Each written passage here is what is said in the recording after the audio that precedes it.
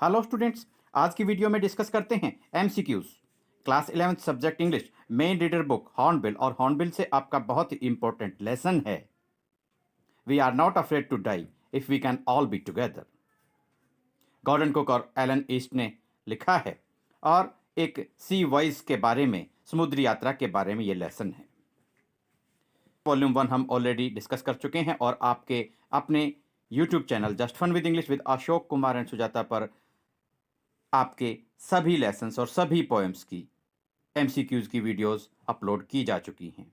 आप अच्छे से वीडियोस को देखें, अपने एग्जाम्स के लिए प्रिपरेशन करें और आपके एग्जाम्स के लिए एडवांस में आपको बधाइयाँ। चलिए स्टार्ट करते हैं। How was the ship affected by the storm? Storm के कारण, तूफान के कारण जो समुद्री जहाज था उस पर क्या प्रभाव पड़ा? चॉइसेस दी गई हैं, तो ए चॉइस आपकी करेक्ट है, immense damage. The ship suffered and immense damage, ship को बहुत भारी क्षति पहुंची। What was everywhere on the ship? Ship के ऊपर हर जगह क्या था? करेक्ट आपका आंसर है एवरीवेयर देयर वॉज वाटर, हर एक जगह पानी था। Which parts of the ship were smashed? समुद्री जहाज के कौन से हिस्से बिल्कुल चकनाचूर हो गए थे? तो यहां देखिए आपका करेक्ट आंसर होगा D, lower decks. Lower decks. How did the children react to the situation? इतने भयंकर हालात में बच्चों ने क्या प्रतिक्रिया दी? करेक्ट आपका आंसर है बी, शोड रेयर करेज। बच्चों ने इतना ज्यादा हौसला दिखाया जिसकी कल्पना भी नहीं की जा सकती। Showed rare courage. What were the feelings of the travelers when the island was sighted? जब आइलैंड उन्हें दिखाई दिया, जब सबको लगा कि इतने समय तक खतरे में रहने के बाद उनका जीवन अब सुरक्षित था, उनकी क्या फीलिंग्स थी? ए, फेल्ट ग्रेट कंफर्ट, उन्हें बहुत ज़्यादा राहत मिली। शॉर्ट जॉय, उन्होंने अपनी आनंद को दर्शाया। और see, children ran to hug their father, बच्चे दौड़कर भाग कर गए और अपने पिता को बाहों में ले लिया। तो ऑल ऑफ द अबव ये आपका करेक्ट आंसर होगा। सभी चीज़ें ट्रैवलर्स ने की थी। When did the travellers face the second disaster? जो यात्री थे समुद्री यात्रा पर जो जा रहे थे, इस सी वॉइस का जो हिस्सा थे, उनको सेकंड डिजास्टर या आप कहें दूसरी बार विपत्ति का सामना कब करना पड़ा? यहाँ चॉइसेस हैं A, January 14, B, evening of January 4, C, mid of January, D, none. तो आपका करेक्ट आंसर होगा in the evening of January 4, 4 जनवरी की शाम को। विच शुक द डेक, किसने समुद्री जहाज के डेक को हिला दिया? करेक्ट आंसर है सी, अ टेरिबल एक्सप्लोजन। एक बहुत ही भयंकर विस्फोट ने समुद्री जहाज के डेक को, शिप के डेक को हिला दिया।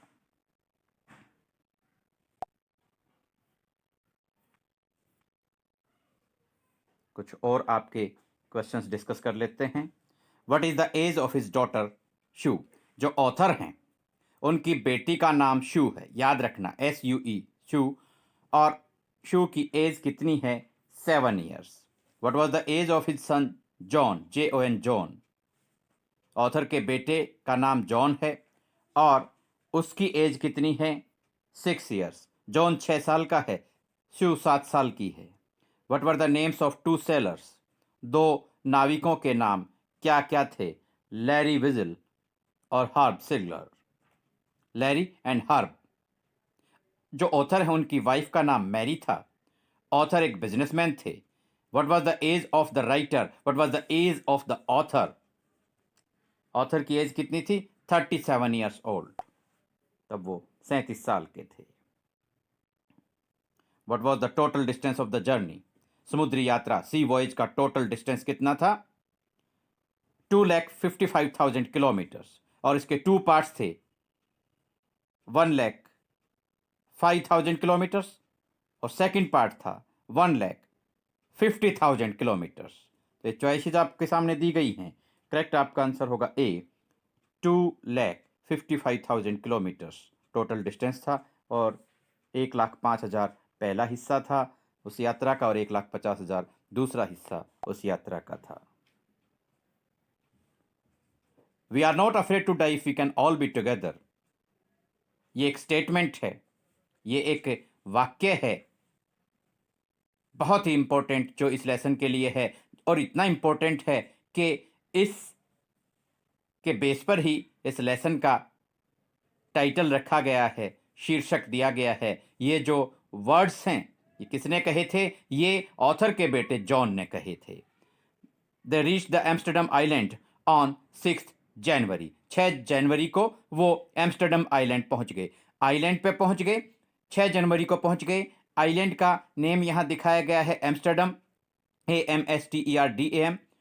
It was only blank kilometres wide. ये 65 किलोमीटर चौड़ा था। And only blank people lived on it, और इस पर केवल 28 लोग रहते थे। चॉइसेस आपको दी गई हैं, ब्लैंक में आपको फिल करना है। 65 kilometres wide and 28 people lived on it, ये आपका करेक्ट आंसर होगा।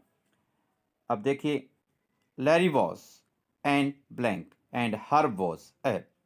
लैरी जो है, Larry was and Larry was an American and Herb was a Swiss। तो अमेरिकन एंड स्विस ये सेलर्स थे। Larry was an American and herb was a Swiss. Students, ये काफ़ी इंपॉर्टेंट MCQs हमारे लिहाज से बनते थे जो हमने वॉल्यूम 2 में डिस्कस किए हैं। आपके एग्जाम्स के लिए best of luck. Thanks, have a nice day.